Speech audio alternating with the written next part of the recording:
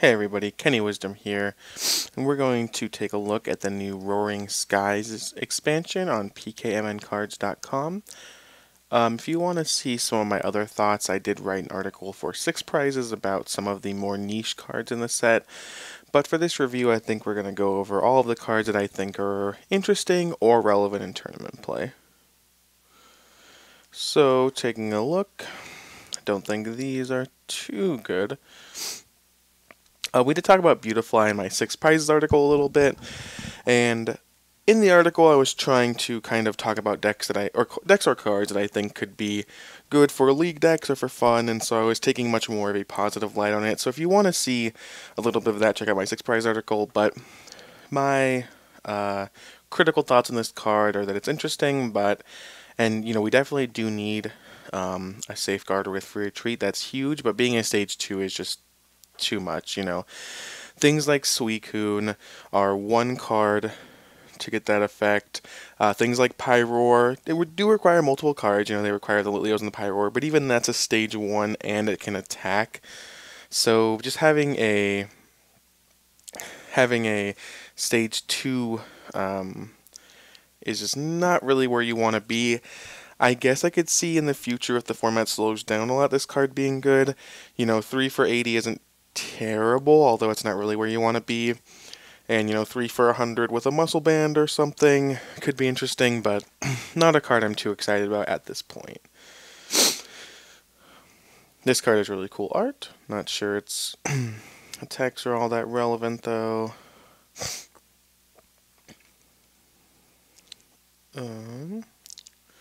New Victini, interesting.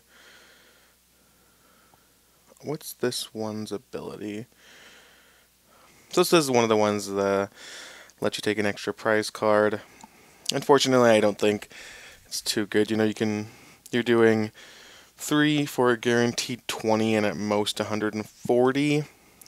So there's attacks in this game that can do 100. That can do much more than 140 guaranteed for 3. So not sure that's exactly where you want to be. The first real interesting card, I think, is this Thunderous. It's an EX. I don't think it's super great, 2 for 30 plus. 60 and Paralyzed for 2 is nice. Or sorry, I think it's 30 and Paralyzed for 2 or 60 for 2. But that's, not anything to really exploit. It's just is what it is. It's kind of a decent amount of damage. Excuse me, I have a little bit of a cold today, so if you hear any coughs, I apologize for that. And then 3 for 150, doing 52 itself is also not great. I could see this being a player in maybe some of the decks. So one thing that this jumps out at me is in Expanded, when Electric was in Standard, we used to play Victini and Raikou EX, and it had an attack that you could reflip to try and... we had an attack, Raikou EX had an attack that paralyzed the opponent on a coin flip, and you could use Victini to reflip it. And although I still think Raikou is probably the best choice, I guess if there was metagame shifts where you wanted to do Voltage Rush, you could use this you could use this Pokemon instead, but yeah, it's fine. I think it could have its place in Standard in the future, but not super exciting. Shuppet has nice art as well, as does the Bayonet. Again, Bayonet suffers from the type of thing that a few of the cards in this set suffers from, which is that if it were a basic Pokemon, we could talk, but being a stage 1 with a lackluster attack, that's ability is only relevant sometimes is, it's fine. I guess I could see a world where, tools are a very big deal, but for now I don't think you can afford to do this. I could see also if Pokemon ever had sideboards or something, this sort of card being more relevant, but even then I think it would just be too slow. I think you'd want to have a basic that did that. What does this card do? I actually haven't seen this one. Oh, right, this is the evolution dropping one. So yeah, I mean, You can evolve first turn and then stop your opponent from evolving, but most of the better decks aren't going to be evolving, so I don't think that's too relevant. Deoxys is a card I could see getting played in a future where they have starter Pokemon. I'm actually interested in writing an article about this, but we don't really have that many starter Pokemon anymore. You know, there were formats in the past where you had, whether it was a Jirachi or a Pichu and Cleffa Heart Gold are really good examples. A Smeargle from Unleash is a really good example. You had these cards that were, you know, one, two, or three copies in your deck that you basically wanted to set up the game with the first few turns. You wanted to draw extra cards or fill your bench or do whatever it was. And because the format is so aggressive and revolving around big basics right now, you just don't really have that. And Deoxys is good. You know, go first, you can draw 2 for 1 energy, and the next turn you can kind of pump out some semi-efficient damage, but not in this format. Alright, Galadiac. So, I actually like this card more than most. I think the upsides are that 2 for 30 and making them switch is fine. You know, not a great damage output, don't get me wrong, but it's fine. And then 3 for the ability to do 170 is very good. You know, if you can somehow accelerate, which I don't think you can with Psychic, or if you're, you know, you can do something like go first, attach, your opponent does something, you turn to Swift Lunge, you know, force them up. Just kind of play a slower game to where you can actually get a piercing prizes off, or maybe even 2 of them, and, you know, do 170. The next turn do 130, maybe 150 with a Muscle Band. I think it could be good. I think the fact that it's capped at 170 is pretty unfortunate, because 170 doesn't even knock out all the X's, not to mention Megas or anything like that. So, definitely an interesting card that it could see play for sure. And to go along with it, we have the Mega that, you know, does attack for 3, so no more investment after what you've already put on the Gallade. Mega Evolve 220 hit points is fine, and then 3 for 110 is fine, but sort of on the lower end, and then but 30 spread is nice. So if there's a spread deck, you know, I'm thinking immediately, I think Crobats, being able to drop Crobats and Golbats around, spread some damage up, and then 30 to everything is pretty big. So I could definitely see Glade fitting into that sort of strategy, although I do wonder if there aren't just more efficient things like Landorus, which is already played with bats. Absol. Absol, again, this is actually a reprint of the Absol EX from not sure what set it's in, but one of the older sets. When it comes into play, you can move 3 damage counters from one of your opponent's Pokemon to another one. Again, this card jumps out at me as being a card that would fit well into Crobat.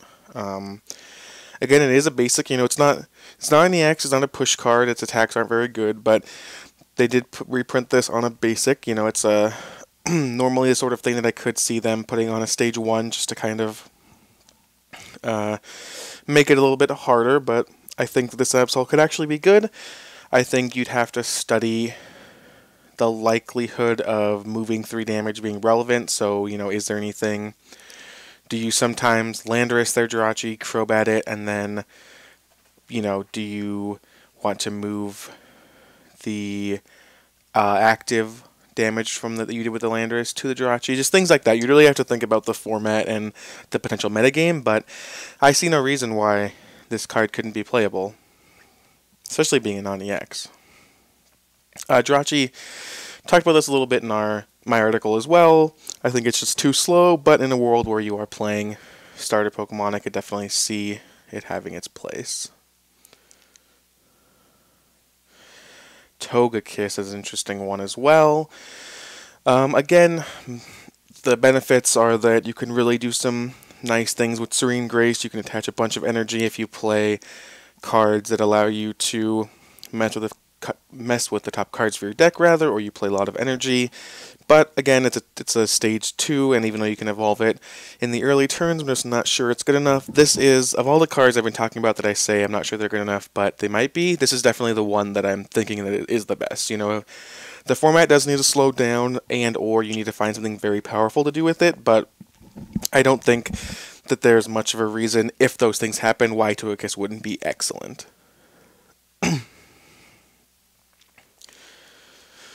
Klefki is kind of interesting. You reveal cards until you find an item. Definitely not, one of the less interesting cards, or less good cards rather, that I've been talking about, but, interesting one. You can use it as kind of a pseudo-random receiver to find a Versus Seeker or something like that. Pretty interesting card. Dragonite. 2 Dragonites. I actually think this one, the one with the great art, is the one getting a little bit more hyped. Can go ahead and attach extra energy, so assuming that you went turn 1 Dratini, attach Rare Candy into Dragonite, attach Rapid Wind, attach. All you need is the next turn you just attach from your hand, so it's kind of asking for a lot, but I mean it's just asking for a turn 1 attachment, turn 2 attachment, and you have 3 energies in your hand at that point, which is doable off of things like Professor's Letter. Shaman lets you draw more cards as well.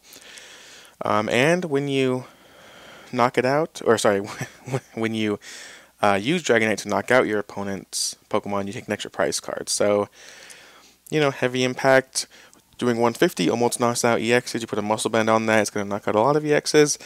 If you've attacked earlier in the game, it's definitely going to knock out EXs for 3 prizes, or 150 is going to knock out basically any non-EX that sees play, and pulling on Flareons, on the Night March cards, etc. So, again, I think Dragonite's a little slow, needs a couple things to go right. Probably not the best for this format, but definitely a fun card, and in the future I think I could see it definitely being played.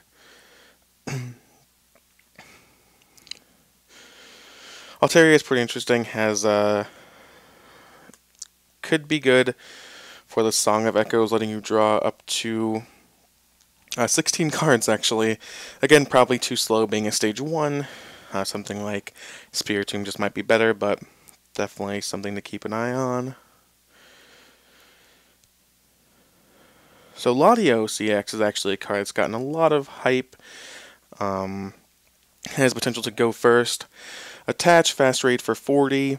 You add a Muscle Band that's 60, some lasers, it's 90. One of the first real donk cards we've had in a while, ever since they disallowed attacking on turn 1. That hasn't really been an issue unless you have a laser Verbank against an egg. But now, 90 damage is not the highest amount, but it will knock out well, not any, but it will knock out a large portion of the non-EX basic Pokemon that are played, EVs, like I said, and all the Night March cards, Zubats and things like that. And I don't think getting the 90 is actually that hard. Everyone says, one of the criticisms I've heard about this card is that everything has to go perfect for you, but I don't think it really does. So assuming you run a decent amount of energy, having energy turn 1 is something you can expect. 4 Muscle Band, 4 lasers, 3 Verbank. It's not that much different than people expecting to get Seismitoad, DCE, Muscle Band, Laser on turn 1 or anything like that. And being able to use it on the first turn is a big game, even against, something like a Seismitoad. Let's say you do that, and let's even say you only do it for 60, and then you take your turn. You can do it for 90 the next turn, and, they're going to get knocked out pretty soon. And if you did the whole 90 on the first turn, they will be knocked out the next turn if anything changes. So, definitely something to keep your eye out on. I personally err on the side of more consistent cards, and I don't think that Latios... I think that Latios is very explosive and then kind of doesn't do a whole lot after that. As you can see, its next attack costs 4 energy, and even the Mega costs 3 energy. But I think it's interesting. If just a few things in the format change, even so, a lot of these cards have been saying that the format needs to change majorly. I don't even think the format needs to change majorly for Latios to be good. I just think a few things need to change. I think that if you see, if your metagame is all Flareon, Night March, various Zubat decks, and something like Exeggutor, I think Latios could be an excellent play. I think against EXs it gets a little bit worse, especially Seismitoad. Rayquaza. So Rayquaza is pretty much the most hyped card in the set. There's actually 4 of them. And I will go on record as saying that I think that the Dragon versions might actually be better than the colorless versions. I think The colorless versions are very, very good, but the dragon versions have a little bit more support around them. You have basically 4 resistances. You have Reshiram that can power you up. You have double dragon energy, and I don't think it's unrealistic to go something like, let's say double dragon turn 1. Let's say start with Reshiram, attach a double dragon, use Reshiram's ability turn 1, attach an energy turn 1, attach an energy turn 2, use Reshiram's ability retreat in 300, discarding 2, you can double dragon that back. I think there's some interesting things going on. I won't say that the card's going to be immediately very good, but I do think that it is one of the top contenders, and I do think that it is getting a little bit less hype than it deserves, although the other Rayquaza certainly deserves a lot of hype as well, but definitely respect this card. I think it can go places. Also, this card helps it out too. Hydreigon, its Dragon Road ability. If there are any stadium cards in play, the retreat cost for your Dragon Pokemon is 2 less. Helps that Reshiram retreat. Helps your Rayquazas with, as you can see, to retreat. And its attack is, fine. 3 for 80. Nothing to write home about, but fine. So definitely, what I said, the Rayquaza has a lot of support, and I think the Hydreigon is a key part of that. And here's the Reshiram that I was just talking about, the ability Turbo Blaze. Once during your turn, if this Pokemon interacts with Pokemon, you may attach a Fire energy card from your hand to one of your Dragon Pokemon. So like I said, you win a few of those. You get off a turn 1 and turn 2 Turbo Blaze, throw some double dragons in there. I think you can really get some things happening. Fortunately, Zekrom not quite living up to Reshiram. As it basically... Actually, that's not true. This is the first time I think the Reshiram's been better. Zekrom, the black and white one, was arguably better. The EX was semi-playable, whereas Reshiram's EX wasn't. So yeah, I think Zekrom has won up until now. And going through, getting into the cards that aren't super good. Now we're hitting Altaria. Each of your colorless Pokemon has no weakness. Very relevant, I think. Rayquaza EX, the colorless version, I think is good. Maybe not as good as people are saying it is, but I think it is very good, and its electric weakness is a big deal. So usually I think when you have a card like Rayquaza that's very hyped and seemingly has combos, sort of like Garchomp Altaria was, interesting enough, I think that a lot of those decks don't really pan out, and especially the whole idea of the obvious combo, like we're going to play 4 Garchomps and 4 for Altaria, rather. I think that sometimes that doesn't really work out because it's too much going on, but I think because Altaria can evolve on turn 1, and because it's so important to get rid of that weakness versus things like Manectric EX, I think that this card is actually going to be played in the deck, and it's going to be very good. And here's the big guy, Rayquaza, and the Mega Rayquaza. Attacking on turn 1 for 60, being able to evolve on turn 1, and like my good friend Liam Williams likes to say, turn 1, 240 every time. You play Skyfield, you can have 8 benched Pokemon. All you need to do is attach a DCE turn 1, then you Mega Evolve, attach a Basic Energy, turn 2, you have Shaman's to power you out, you just 240 him every time. 240 knocks out basically anything, and you sweep the game. So I'm not sure that's exactly how it's going to turn out, but I think this card is very, very powerful and very aggressive, and I definitely think that in the upcoming regionals and nationals that are going to have Roaring Skies in the format, it is going to be something you need to think about. Shaman EX, my personal favorite card from the set. Its setup ability lets you draw until you have 6 cards in your hand. Probably the most talked about card in the set besides Rayquaza, depending on who you talk to.